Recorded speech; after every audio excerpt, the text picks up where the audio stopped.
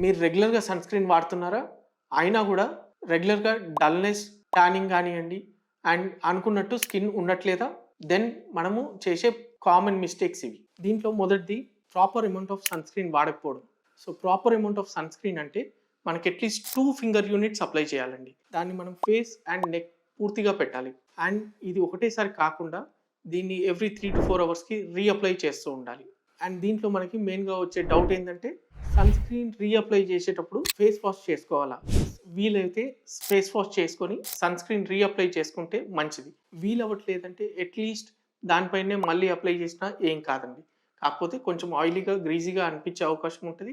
So, వీలైతే face wash చేసుకొని apply చేయడం మంచిది. అండ్ సెకండ్ కామన్ మిస్టేక్ మనం యూజ్ చేసే సన్ స్క్రీన్ యొక్క ఎస్‌పీఎఫ్. సో, ఎస్‌పీఎఫ్ అన్నది మరీ తక్కువ ఉన్నా కష్టమే.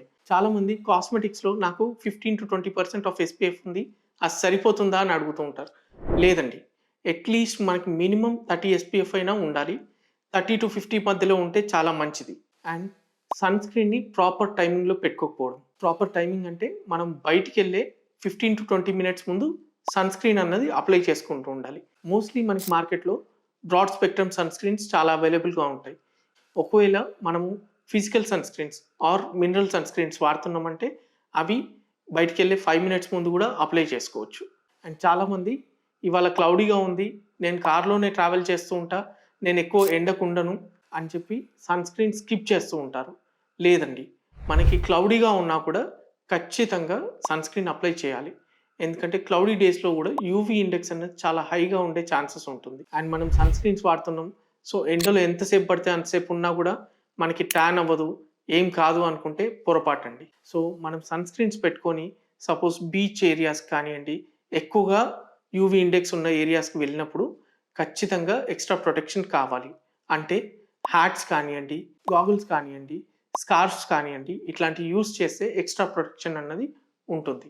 And the main challenge of using a sunscreen selecting the right sunscreen. ఇది చాలా ఇంపార్టెంట్. ఎందుకంటే మనకి సూట్ అయ్యే సన్ స్క్రీన్ అన్నది సెలెక్ట్ చేసుకొని వాడడం అన్నది చాలా ఇంపార్టెంట్. అలా ఉంటేనే మనం రెగ్యులర్‌గా సన్ స్క్రీన్ వాడడం అన్నది జరుగుతుంటుంది.